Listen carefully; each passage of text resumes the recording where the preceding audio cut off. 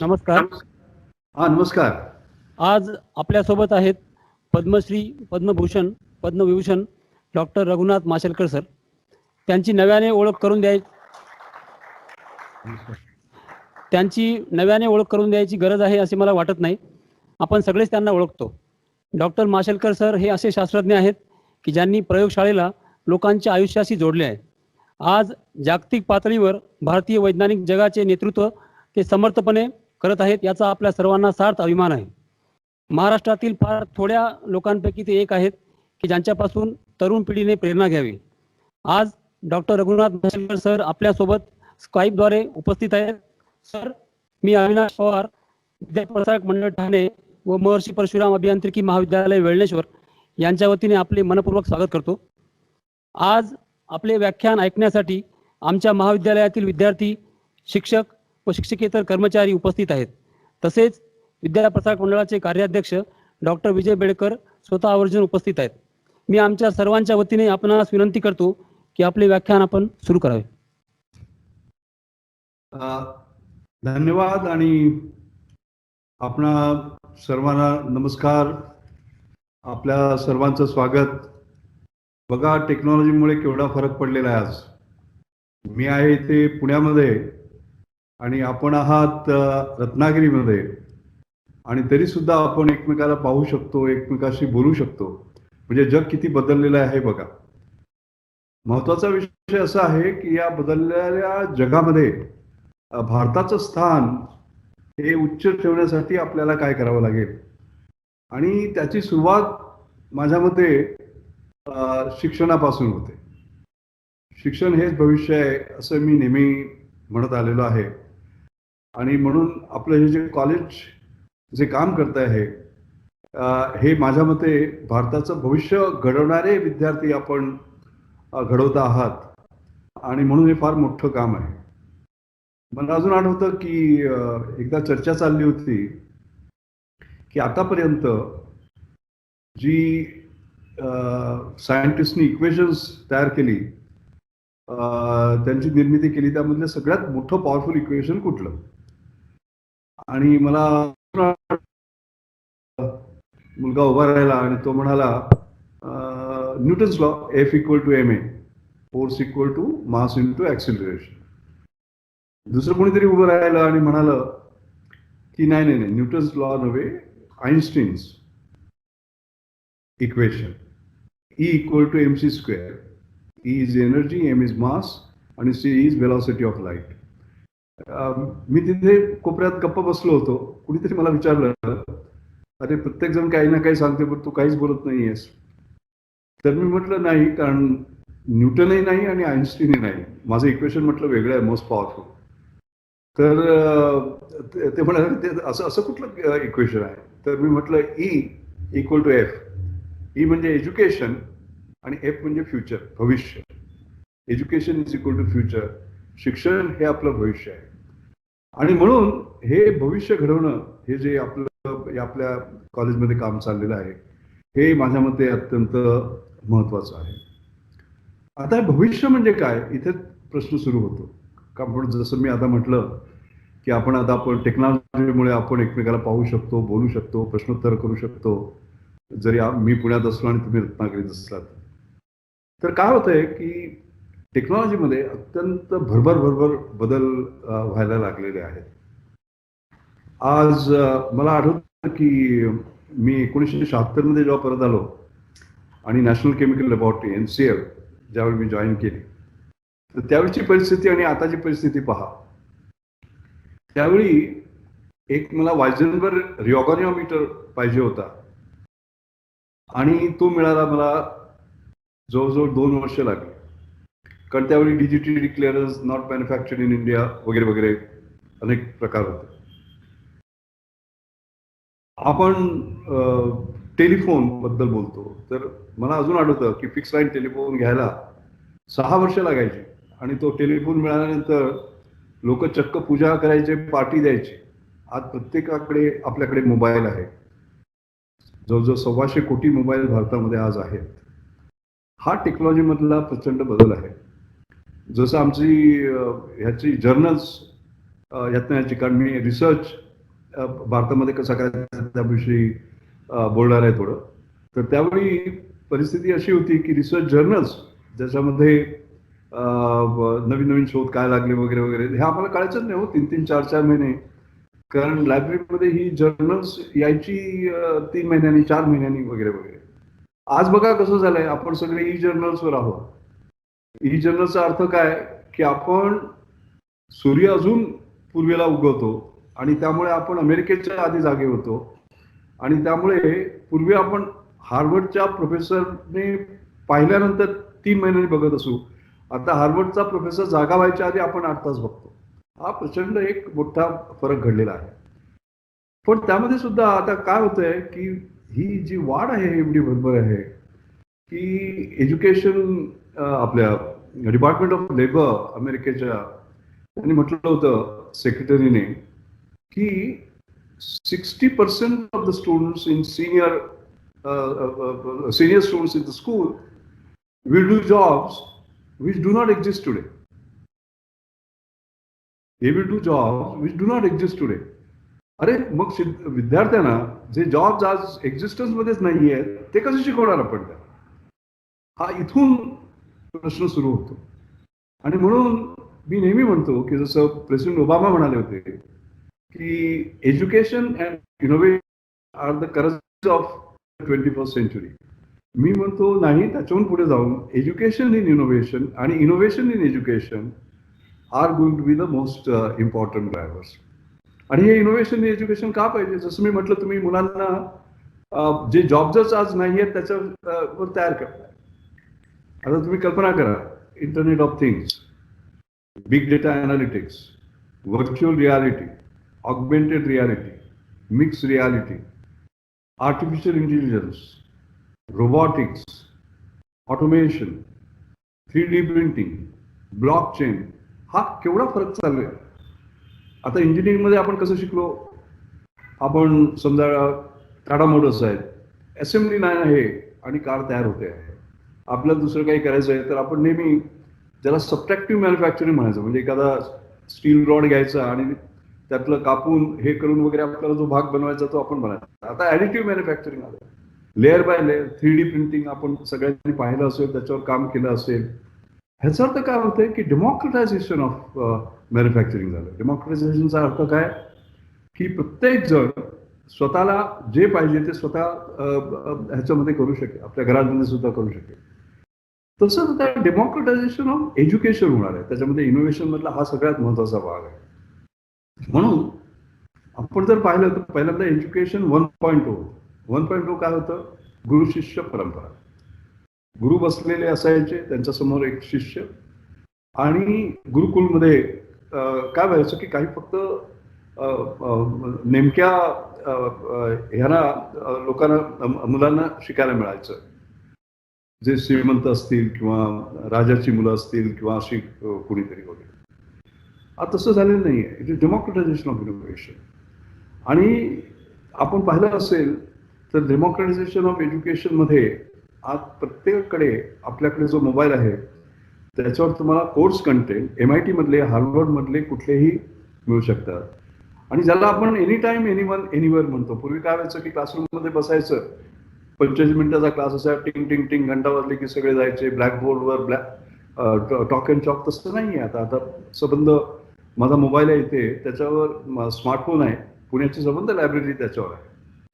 आणि त्यामुळे शिक्षण पद्धतीमध्ये कसे बदल होणार आहेत हे पाहणं फार महत्वाचं आहे. सो एज्युकेशन 1.0 गुरु शिष्य होतं. एज्युकेशन 2.0 ज्याला मी असेंब्ली लाईन म्हणतो. असेंब्ली लाईन याचा अर्थ काय की एक क्लास, त्याच्यामध्ये 60 मुलं आणि टीचर अँड 60 स्टुडंट्स, असं ते इक्वेशन असायचं. आता एज्युकेशन 3.0 मध्ये ह्या सगळ्या सायबर फिजिकल सिस्टम्स आल्यामुळे आपल्याला हे संबंध बदलणार आहे. कारण ह्याच्या पुढे काय होणार आहे की विद्यार्थी हे शिक्षकांहून जास्त त्यांना माहिती असेल.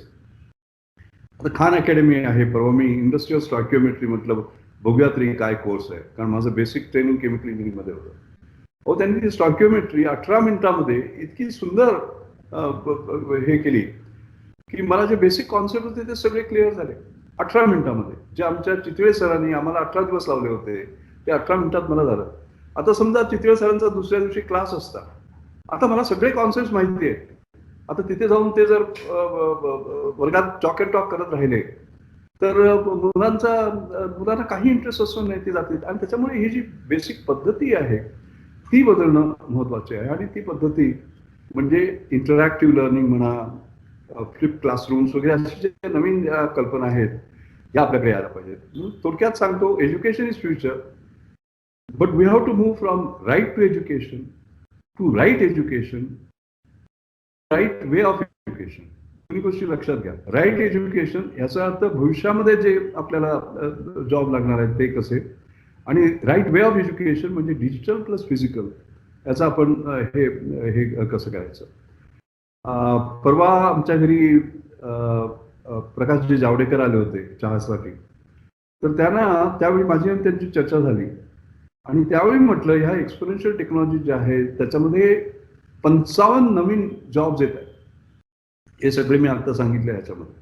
आणि त्याची तयारी आपल्याकडे व्हायला पाहिजे, कारण मॅन्युफॅक्चरिंग बदलणार आहे, ज्याला आपण इंडस्ट्री 4.0 म्हणतो ते येणार आहे. आणि ह्याच्यामध्ये जर यायचं असेल आपल्याला तर ही वेगळी पद्धती हे करणं भाग आहे. हा त्यातला सर्वात महत्वाचा मुद्दा. शिक्षण पद्धतीमध्ये जे बदल आहेत त्याच्यामध्ये नवीन डिजिटल टेक्नॉलॉजी आल्यामुळे विद्यार्थी ज्या तऱ्हेने पूर्वी शिकत होते आणि आता शिकणार आहेत त्याच्यामध्ये प्रचंड बदल होणार आहे. पहिली गोष्ट म्हणजे कम्प्लिटिंग टू क्रिएटिंग. म्हणजे आपण मुलांना होमवर्क द्यायचो आणि ते त्यांनी रात्री कम्प्लीट करायचं, कसं सकाळी उठून कम्प्लीट करायचं.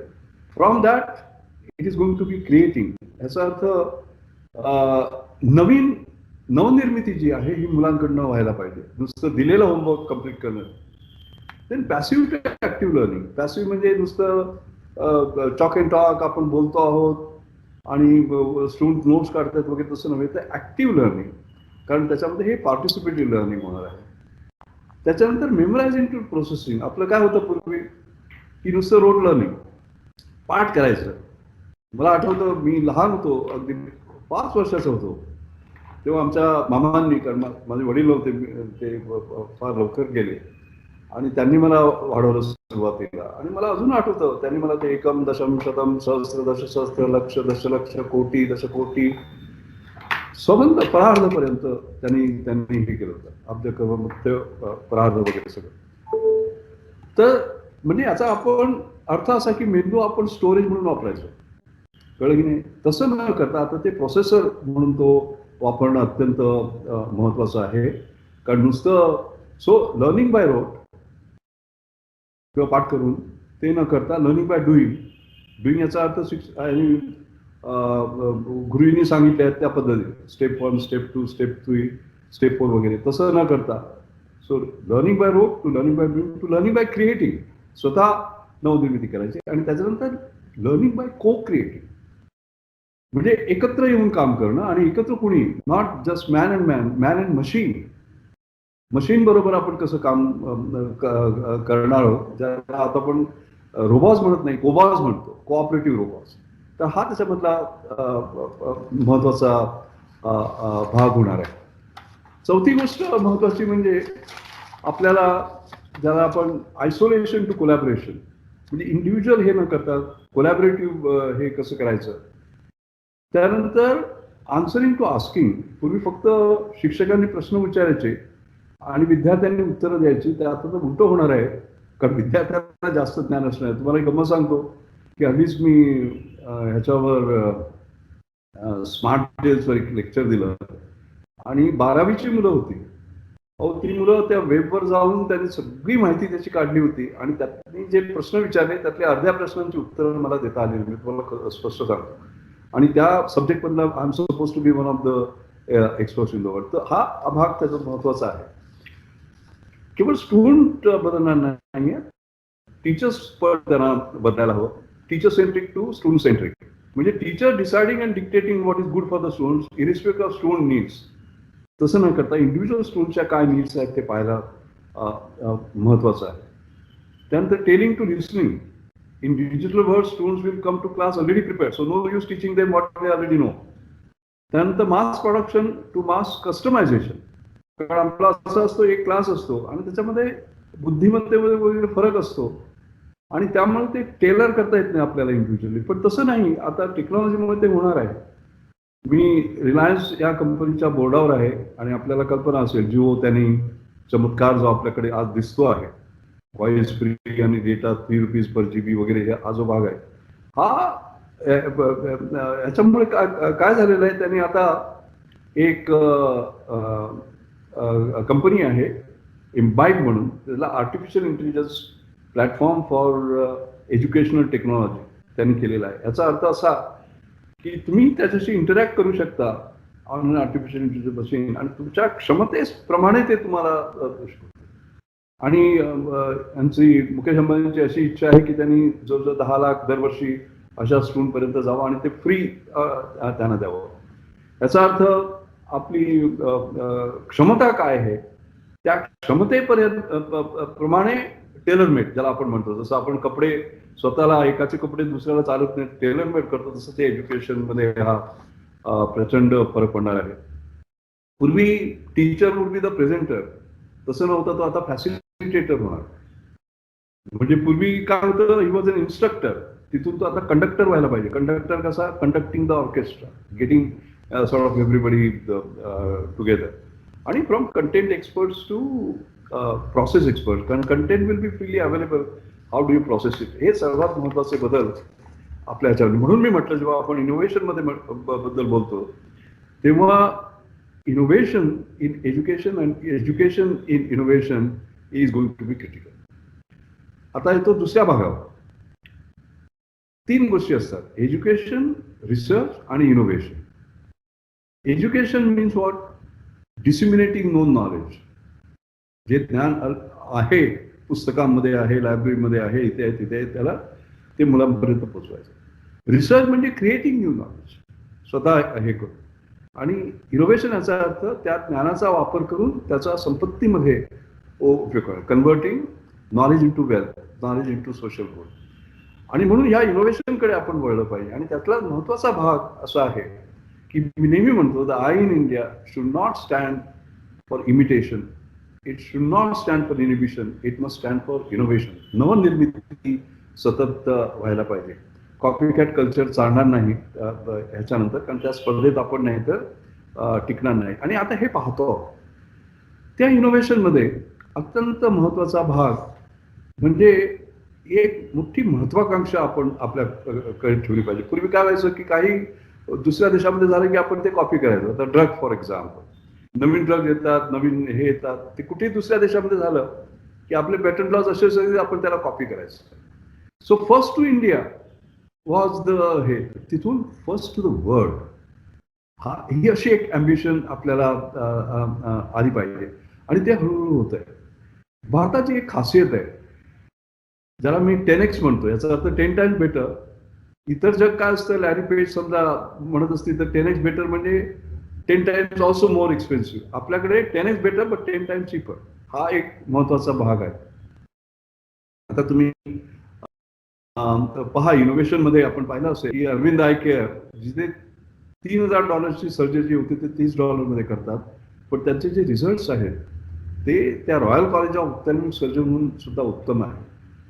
जयपूर फूड बघा, आज बाहेर तुम्हाला $10,000 तो जयपूर फूड मिळेल. आत्ताच परवा मी जयपूरमध्ये होतो आणि मी पाहिलं $30 मध्ये तो हे मिळतो, जयपूर फूड मिळतो. आणि लंगडी लोक सुद्धा चालायला लागतात, धावायला लागतात, कळलं की नाही. हा एवढा मोठा प्रचंड बदल आहे. त्यामुळे ज्याला आपण फ्रुगल इनोव्हेशन असं म्हणतो, कारण आपलं काय होतं, गरीब देश असल्यामुळे स्केअरसिटी आहे, पण ऍस्पिरेशन सुद्धा आहे, आकांक्षा सुद्धा आपल्या मोठ्या आहेत. आणि त्यामुळे aspiration and scarcity is a deadly combination. आणि त्याच्यामुळे आपण कुठल्या कुठे गेलेलो. आज आपण पाहिलं असेल, रिसर्च आणि इनोव्हेशन जर धरलं तर मार्स ऑर्बिटर मिशन जे आहे, कळलं की नाही, मंगळयान, फक्त $74 मिलियन मध्ये आपण ते काम केलं. अमेरिकेला ते $671 मिलियन लागले, 10 पटीने जास्त. ह्याचा अर्थ असा आहे की भारताची क्षमता आहे की 10 पटीने चांगलं, पण 10 पटीने कमी किंमत, ज्याला आपण अफोर्डेबल एक्सलन्स म्हणतो, अफोर्डेबल टू एव्हरी इंडिव्हिज्युअल, अशा प्रकारचं इनोव्हेशन व्हायला पाहिजे. आता एक जास्त स्पेसिफिक म्हणजे आपल्याकडे कसं काम व्हायला पाहिजे याच्यासाठी तुम्हाला मी 2 उदाहरणं, फक्त 2च. माझ्या आईच्या नावाने Anjani Mashelkar inclusive innovation award म्हणून मी केलेला आहे. इन्क्लुझिव्ह इनोव्हेशन ह्याचा अर्थ सर्वसमावेशक, समाजातल्या सगळ्या स्तराला त्याचा फायदा मिळाला पाहिजे, फक्त श्रीमंतांना नव्हे. आणि ते आम्ही बेस्ट प्रॅक्टिसला देत नाही, ते आम्ही नेक्स्ट प्रॅक्टिसला देतो. कळलं का? कारण बेस्ट प्रॅक्टिस म्हणजे तुम्ही कोणाचं तरी कॉपी करता. हो, MIT ने हे केलं आपण कॉपी करायचं, याचा अर्थ तुम्ही नेहमी त्यांच्या मागे राहणार, त्याच्या पुढे कसं जायचं. आता आम्ही एक अवॉर्ड दिला ब्रेस्ट कॅन्सर डिटेक्शनसाठी. ब्रेस्ट कॅन्सर म्हटलं की ती मॅमोग्राफी आली, अत्यंत महाग, गरीब स्त्रियांना ते परवडणार नाही वगैरे वगैरे. हो, त्यांनी अशी डिव्हाइस तयार केली ज्याला आयब्रेस असे म्हणतो, ज्याला फक्त एका स्कॅनला $1 लागतो. आणि आज ते एवढं प्रसिद्ध झालेलं आहे की ते जवळजवळ 25 देशामध्ये आता ते चाललेलं आहे. भारतात त्याची निर्मिती झाली आणि नवीन टेक्नॉलॉजी त्याने केलेली आहे. आणि अत्यंत नंतर आपण म्हणतो ECG. तर ECG म्हणजे असं, तो जरा स्मार्टफोन द्या मला, की आपण ECG म्हटलं घ्यायचा की हॉस्पिटलमध्ये जायचं, मग तिथे झोपायचं, मग 12 लीड ते लावणार, मग ती नर्स असणार आणि ती मग प्रिंटआउट घेणार, कळलं की नाही, अत्यंत महागडं. तसं न करता एक राहुल रस्तोगी म्हणून मुलगा आहे, आयब्रेस जे केलंय त्याचं नाव आहे मीर शाह, राहुल रस्तोगी आहे. त्या राहुल रस्तोगीने काय केलंय, आता हा आपला स्मार्टफोन आहे, ह्याची अर्धी साईज बरं का, त्याने पोर्टेबल ECG केलं. म्हणजे तुमचे 2 अंगठे तिकडे ठेवा 15 सेकंदसाठी, आणि या बाजूला जो सेन्सर आहे हे आपलं हृदय आहे, इथे 15 सेकंद 15 सेकंद 15 सेकंद, आणि खाली 15 सेकंद 15 सेकंद 15 सेकंद. म्हणजे 3 मिनिटामध्ये जर तुम्ही एक ऍप डाउनलोड केलं असलं, संकेत म्हणून, तुम्ही Amazonला गेलात तर तुम्हाला ते संकेत ऍप सापडेल, तर 3 मिनिटामध्ये तुमचा ECG तुम्ही जिथून आहात, अगदी खेड्यापाड्यात जरी असला तरी तो बेस्ट एक्सपर्टकडे 3 मिनिटात जाईल. आणि ह्याचं आता संबंध जगामध्ये, आता तुम्ही कल्पना करा, फक्त ₹5 ECG, त्याला ₹500 नव्हे. आणि त्यासाठी कुठे जायची आवश्यकता नाहीये, बसल्या बसल्या तुम्ही करू शकता. हे संशोधन भारतात झालेलं आहे. त्याला आपण अफोर्डेबल एक्सलन्स असं म्हणतो. म्हणजे अफोर्डेबल म्हटलं की एक्सलंट नाही, एक्सलंट म्हटलं की अफोर्डेबल नाही. तर हे करणं महत्वाचं आहे. ह्याच्यामध्ये आणखी 2 मुद्दे हे करतो आणि मग आपण संवाद साधतो. एक 4 तारखेला सुरेश प्रभू यांच्या हस्ते हे जे माझं पुस्तक आहे ते रिलीज झालं. पेंग्विनने केलेलं आहे ते पुस्तक. त्याचं आहे title leap frogging to pole vaulting. Leap frogging to pole vaulting याचा आता मराठीत काय, बेडूक उडी नव्हे हनुमान उडी. लीप फ्रॉगिंग म्हणजे मला अजून आठवतं, एका इंडस्ट्रीची माझी चर्चा चालली होती, तो म्हणाला, doc we must leapfrog. म्हटलं I don't believe in leapfrogging. ते का? कारण म्हटलं frog lives because he is afraid of the enemy, afraid of the predator, आणि he jumps 4.6 feet at best, that is the average. कळलं की नाही? We should be pole vaulting. The size of the pole determines how far you can go. एखादी भिंत आपण पाहिली की काय करतो आपण, हातोडा घेतो आणि त्या हातोड्याने तोडायचा प्रयत्न करतो महिना. तसं न करता सगळ्या अडचणीवर मात करून पलीकडे कसं जायचं, हे पुस्तक त्याच्यामध्ये दाखवतं की आपण हे कसं करू शकतो. आणि भारतामध्ये हे होत आहे. मी आता टेलिफोनचा आपल्याला सांगितलं 6-6 वर्ष वगैरे लागायची, कुठून आलात आपण? आज मोबाईल डेटा ट्रान्समिशन मध्ये तुम्हाला सांगतो, आपला नंबर 2 वर्षापूर्वी 155 नावा होता. तिथून आपण लीप फ्रॉग 100ला नाही केलं, leap frog to the first position. आज वी आर नंबर 1. 155 मधनं नंबर 1. याला पोल वॉल्टिंग असं मी म्हणतो. तर या संबंध पुस्तकामध्ये भारताने हे कसं काम केलेलं आहे हे आम्ही दाखवलेलं आहे. माझं दुसरं पुस्तक आहे reinventing India. Reinventing India. India was always innovative. कळलं ना? आयुर्वेदा म्हणा किंवा इतर हे म्हणा, सुश्रुतसंहिता वगैरे, आपल्याला आपण ते त्याच्याविषयी नेहमी आपल्याला अभिमान वाटला पाहिजे. पण त्याचबरोबर नो सिग्नल.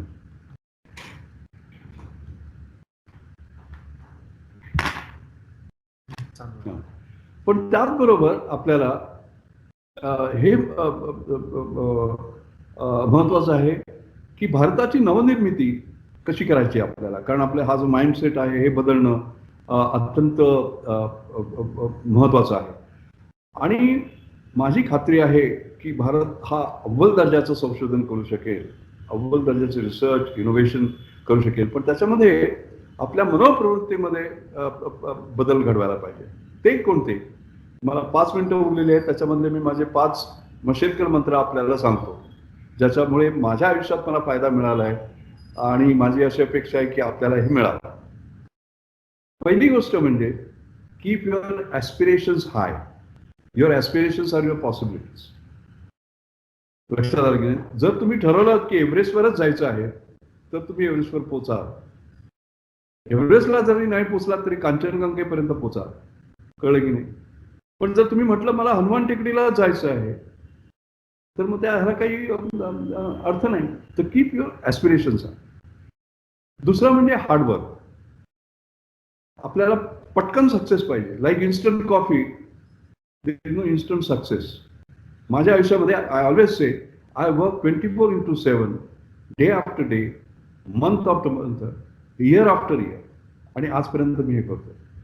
पण मुलांना मला सांगावंसं वाटतं की work hard in silence, let success make all the noise. कारण सक्सेस व्हायच्या आधीच आपण आवाज करायला सुरुवात करतो. हा दिवस. तिसरं म्हणजे असं असतं, कुठलाही नवीन तुम्ही चॅलेंज घेतला की त्याच्यात फेल्युअर हे आलंच. आता कुठलंही मूल न धडपडता न पडता कुणी चाललंय असं फर्स्ट अटेम्प्टमध्ये नाही. तर त्यामुळे आपण तर फेल्युअर आपल्याकडे का कुणास ठाऊक आपल्याला ते पटत नाही. इतर देशामध्ये तसं नाही आहे. तर फेलची तुम्ही डेफिनेशन बदला. FAIL, फेल ह्याचा अर्थ first attempt in learning. First attempt in learning, आणि म्हणून ती धडपड आहे. आणि म्हणून चौथा मुद्दा आहे पर्सिस्टन्स. कळलं की नाही? पर्सिस्टन्स पेज चिकाटी हवी आहे. कळलं की नाही? It is always too early to live. हे महत्वाचं आहे. आणि 5वा मुद्दा माझा म्हणजे असा आहे की there is no limit to human achievement. There is no limit to human endurance. There is no limit to human thinking. आणि हा मला जो मेसेज आहे हे माझे गुरु भारतरत्न CNR राव यांनी दिला. तर त्याचं 2 मिनिटं सांगतो आपल्याला त्यांचं काय झालं. मी फेलो ऑफ रॉयल सोसायटी झालो, FRS. नोबेल प्राईज नंतर हा सगळ्यात मोठा हे समजला जातो. आणि फक्त 3 इंजिनिअरिंग सायंटिस्ट 360 वर्षामध्ये झालेले आहेत. आणि तुम्ही जेव्हा FRS बनता तेव्हा ज्या वहीमध्ये न्यूटनने स्वाक्षरी केली त्या वहीमध्ये तुम्ही करता. आणि तो करण्याचा हे मला सुदैवाने मला तो हे मिळाला. तर मी प्रोफेसर रावना फोन केला आणि म्हटलं की सर आय बिकम FRS. मला वाटलं ते आनंदाने माझं अभिनंदन वगैरे. काय नाही, ते काय म्हणाले माहिती आहे का? Not bad. त्यानंतर मी American academy of arts and सायन्सचा हे झालो, फेलो झालो. त्याचं असं आहे, बेंजामिन फ्रँकलिन आणि जॉर्ज वॉशिंग्टन यांनी सुरू केलेली संस्था आहे. आणि Charles Darwin, Winston Churchill, Nelson Mandela, Einstein वगैरे असे सगळे त्याचे मेंबर आहेत. 200 नोबेल लॉरेट मेंबर्स आहेत. आणि 1780 मध्ये स्थापना झालेल्या या संस्थेची आतापर्यंत फक्त 7 भारतीय आहे. मी 7वा भारतीय.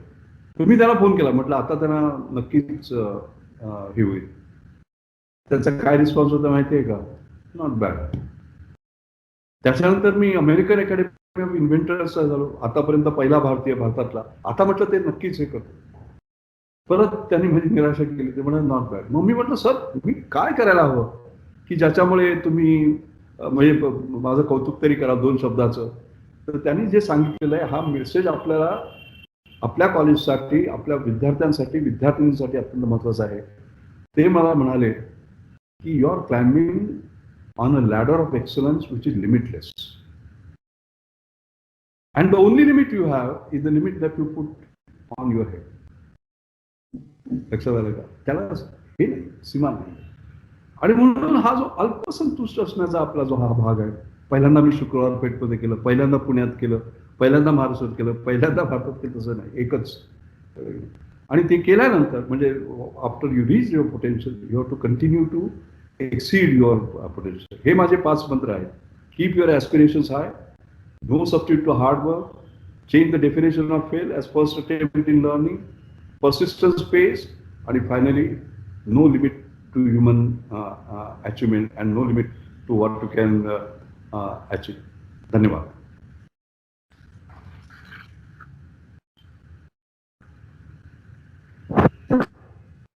There are a few questions from our college. Why patenting in India involves considerable investment of time and cost as compared to other countries? That is not correct. The costs are lower than the rest of the world. That is not the issue at all. The time that it takes is a little longer than the rest of the world, and that can be shortened. I think we are becoming now a sort of world class in terms of patenting. Our major problem is that there is no awareness of patents in the country.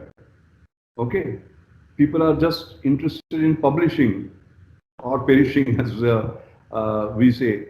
But patent gives you the right, actually, to create wealth out of the innovation that you have. ज्याला मी pattern illiteracy म्हणायचो. आपलं India was pattern illiterate 1995 मध्ये मी म्हटलेलं आहे. याचा अर्थ काय? Illiteracy म्हणजे काय? Ability to write and ability to read. You read a pattern in such a way that you can bypass it, but you write a pattern in such a way that nobody can bypass it. कळलं का? आता आपण म्हणाल की आपल्याकडे पॅटर्नचं culture का नाही आलं? हो, कारण 1991 पर्यंत we were a close economy basically, आणि त्या क्लोज इकॉनॉमीमध्ये नुसतं कॉपी करायचं इतरांच्या देशांनी वगैरे. 1991 नंतर लिबरलायझेशन झालं, ओपनिंग झालं, आणि त्याच्यानंतर मग लोकांना त्याचा अवेअरनेस आला की आता आपल्याला संबंध जगामध्ये स्पर्धा करायची, आणि त्या स्पर्धेत जर टिकून राहायचं असेल तर त्याला काही इलाज नाहीये. NCL मध्ये मला अजून आठवतं, नॅशनल केमिकल लॅबॉरेटरी 1989 मध्ये मी डायरेक्टर झालो. ती आशियामधली सर्वश्रेष्ठ अशी लॅबॉरेटरी आहे, पण 39 वर्षामध्ये एकही अमेरिकन पॅटर्न नव्हतं. आणि त्यावेळी हे जसं मी म्हटलं ना, leap frogging to pole vaulting, तेच भाषण मी त्यावेळी केलं होतं, मला अजून आठवतं. आणि मी म्हटलं की आपण not only will be patent, will license it to the best in the world. आणि मला अजून आठवतं, जनरल इलेक्ट्रिक सारखी company, 40% of market share in polycarbonate, त्यांना पॉलिकार्बोनेटची पॅटर्न्स आम्ही लायसन्स केली. त्याच ह्यांनी संशोधकांनी जे नुसतं आतापर्यंत कॉपी करत होते. म्हणून मी म्हटलं की कीप युअर ॲस्पिरेशन्स हाय. ते झाल्यानंतर नाही झालं, आणि आपल्याला ते नसल्यामुळे बराच तोटा पण आपला झालेला आहे. आपल्याला कल्पना असेल, मी हळदीगाठीची लढाई दिली, तुम्हाला आठवत असेल, टर्मेरिक पॅटर्न, त्यानंतर बासमती पॅटर्न वगैरे. आता बासमती आपला आहे, अहो, पण त्यांनी पॅटर्न घेतलं की, आणि ते कसं घेतलं तर त्यामध्ये त्यांनी असे अनेक क्लेम्स केले, आणि त्यातला एक क्लेम असा होता की आपण नेहमी बासमती हातात घेतो, त्याचा वास घेतो आणि म्हणतो छान आहे. अहो, पण तो वास कशामुळे याचा विचारच नाही केला आपण. त्याने तो वास 2-ॲसिटाइल 1-वायनाइल पायरोलिडॉन हे अल्डिहाइड आहे, आणि त्याचं प्रमाण 50 to 500 पार्ट्स पर बिलियन आहे, हे त्याच्यामध्ये टाकलं. आणि ती लढाई आम्हाला जिंकण्यासाठी आमच्या ह्याच्यामध्ये स्ट्रेनमध्ये ते होतं, हे दाखवणं महत्वाचं झालं. तर त्यामुळे आपल्या अनेक ज्या असं ट्रॅडिशनल नॉलेज ज्याला आपण म्हणतो, आता तर ते होणार नाही आता, कारण ट्रॅडिशनल नॉलेज डिजिटल लायब्ररी मी डायरेक्टर जनरल असताना केलेली, आणि जवळजवळ 4 कोटी पानं आता त्याची झालेली आहेत आपल्या ज्या पारंपरिक ज्ञानाचं. तर त्यामुळे तसं आता पुढे होणार नाही. थोडक्यात मला असं सांगायचं आहे की pattern is a part of innovation culture, ज्याच्यावर आपण मालकी हक्क सांगतो, आणि हे करण्यासाठी अवेअरनेस पाहिजे, आणि तो शाळांपासून सुरू व्हायला पाहिजे. कारण आपल्याकडे ते नंतर मग कुठेतरी ह्याच्यामध्ये इंडस्ट्रियल रिसर्चमध्ये वगैरे काम करायला लागलं, आपला पत्ता लागतो. तसं नाही. अनेक टेक्नॉलॉजीज आहेत, जसं आर्टिफिशियल इंटेलिजन्स आपण बोलतो. हो, आर्टिफिशियल इंटेलिजन्सची आता आपण गव्हर्नमेंट पॉलिसी काढते, पण आर्टिफिशियल इंटेलिजन्स चायनाने शाळांमध्ये, प्रायमरी स्कूल्समध्ये इंट्रोड्यूस केलेला आहे. त्याचप्रमाणे IPRचा हा जो अवेअरनेस आहे, हा मुलांपासून वाढला पाहिजे. आणि त्याच्यानंतर मग ती पॅटर्नची इकोसिस्टम बदलेल. Thank you, sir, for your input. Next question is related to internship programs. Why can't we add internship as a part of curriculum in engineering, just like medicine? Oh, where it is being done, I don't know whether it is being done uniformly everywhere. In fact, internship allows you to not only experience, experiment, even discover new things. आमच्या ह्याच्यामध्ये NCL मध्ये national chemical लॅबोरेटरीमध्ये आम्ही interns घेत होतो. All ती मुलं ते internship करता करता नवीन शोध लावायची, नवीन काय काय करायची. मला अजून आठवतं, एक माझ्याकडे इंटर्न होता प्रेमनाथ म्हणून. तर आम्ही त्याला काय हे दिलं होतं, काम दिलं होतं. त्याच्यावर त्याने एवढं सुंदर काम केलं की प्रोसिडिंग्ज ऑफ रॉयल सोसायटी लंडनमध्ये त्याच्याबरोबर मी पेपर लिहिलेला मला आठवतं. आणि त्यानंतर त्याला त्यामुळे MIT मध्ये ऍडमिशन मिळाली. So it has to become a part. कारण हे असं आहे, क्लासरूम ठीक आहे हो, पण finally there is no substitute to experience, there is no substitute to learning by doing, so has to say. Alright, not learning by reading but learning by doing. आणि doing what? Experiencing sort of life. So internship has to become an interesting part. फक्त ते वेगवेगळ्या युनिव्हर्सिटीजमध्ये, वेगवेगळ्या कॉलेजेसमध्ये त्याच्यामध्ये uniformity नाही आहे. त्याला क्रेडिट्स देणं महत्वाचं आहे. कारण ते नुसती इंटर्नशिप केली, जाऊन आला 1.5 महिने, तसं नाही. त्यामध्ये तुम्ही काय केलं त्याला क्रेडिट देणं महत्वाचं आहे. Okay, thank you, sir. And the last question, few words about Anjani Mashelkar Foundation. असं आहे की त्याला थोडीशी बॅकग्राऊंड स्टोरी आहे. तर काय व्हायचं की मी डायरेक्टर जनरल होतो CSIRचा, आणि त्यावेळी मी दिल्लीत माझं ऑफिस होतं. तर फक्त विकेंडला मी येत असे आपल्या शनिवार रविवारी, आणि माझ्या प्रयोगशाळेमध्ये मी काम करत असे. आणि मला अजून आठवतं की जे काही खिशात पैसे असतील, आता जसे इथे आहे तसे पैसे जे काय असतील ते मी तिला माझी फ्लाईट पकडायच्या आधी तिच्या हातात देऊन जात असे. तिला मी कधीही विचारलं नाही की बाबा तू काय केलंस त्या पैशाचं. आणि 17 नोव्हेंबर 2016 6ला त्या आम्हाला सोडून गेल्या. आणि त्यानंतर आमची मुलगी श्रुती तिच्या साड्या वगैरे हे करत होती. तर त्या 2 साड्यांच्या ह्याच्यामध्ये तिने सगळे पैसे तसेच्या तसे ठेवले होते. आणि माझ्यासाठी चिठ्ठी ठेवली होती की तू शास्त्रज्ञ आहेस, त्या शास्त्राचा विनियोग गरिबांसाठी व्हायला पाहिजे, आणि म्हणून त्यासाठी तू काहीतरी कर. तर ते पैसे आणि त्यानंतर मला एक मोठं बक्षीस मिळालं. ते सगळे पैसे मी एकत्र टाकून Anjani Mashelkar inclusive innovation award केलं. आणि नंतर आता अंजनी माशेलकर फाउंडेशन केलेलं आहे. त्या फाउंडेशनचं सर्वात मोठं काम काय असणार आहे मी तुम्हाला सांगतो. आपल्याला सर्वांना कल्पना असेल की माझा जन्म अत्यंत गरीब कुटुंबात झाला. माझे वडील 6 वर्षाचे असताना गेले. आई अशिक्षित होती आणि ती मला मुंबईला घेऊन आली आणि चक्क घरकाम करून तिने मला वाढवलेलं आहे. 2 वेळा जेवायची भ्रांत होती. मी म्युन्सिपलच्या दिव्याखाली हे केलेलं आहे. 12 वर्षापर्यंत मी अनवाणी चाललेलो होतो. पण त्या अशिक्षित स्त्रीला शिक्षणाचं महत्व बरोबर माहिती होतं, आणि तिने मला जे नवीन स्टँडर्ड दिले, व्हॅल्यूज दिले, आणि त्याच्यामुळे मी हे शिकू शकतो. आणि केवळ टाटाची स्कॉलरशिप 60 रुपयाची मिळाल्यामुळे मी पुढे शिकू शकतो. पण ह्यामध्ये सगळ्यात महत्वाचा भाग असा आहे की नुसती स्कॉलरशिप देऊन चालत नाही, नुसते पैसे अक्रॉस द टेबल फेकून चालत नाही. हात धरावा लागतो आणि त्यांना पुढे न्यावं लागतं. आणि म्हणून मला जर सर जवळ टाटा स्कॉलरशिप मिळाली, त्याने फक्त 60 रुपये मला दिले नाही, त्याच्या पुढे गेले ते. मला अजून आठवतं JRD टाटाना मी एवढा लहान असताना भेटलेला आहे. आम्हाला म्युझियम्स दाखवायला ते घेऊन जायचे की आपली केवढा मोठा इतिहास आहे वगैरे वगैरे. अशा प्रकारे त्यांनी आमचं म्हणजे केवळ माइंड नव्हे तर माइंडसेट, ॲबिलिटी नव्हे तर ॲटिट्यूड हे बदलण्याचा प्रयत्न केला. तर त्यामुळे आमचं फाउंडेशन काय करणार आहे, असे अनेक मशेलकर झुग्गी, कुठेतरी झोपडपट्टी तिकडे तिकडे वगैरे आहेत, पोटेन्शियल मशेलकर, ज्याच्यामध्ये अत्यंत ते त्यांची मेरिटोक्रेसी आहे, त्याच्यामध्ये अत्यंत पॉसिबिलिटीज आहेत वरती जायच्या. त्यांना आम्ही शोधून काढणार आहोत.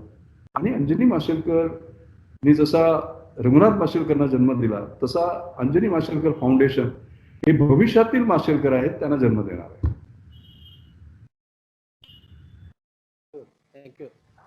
Thank you doctor Mashelkar. मी तुमचे आभार मानायला उभा आहे. मी doctor Bedekar. Doctor Mashelkar, I have no words to thank you.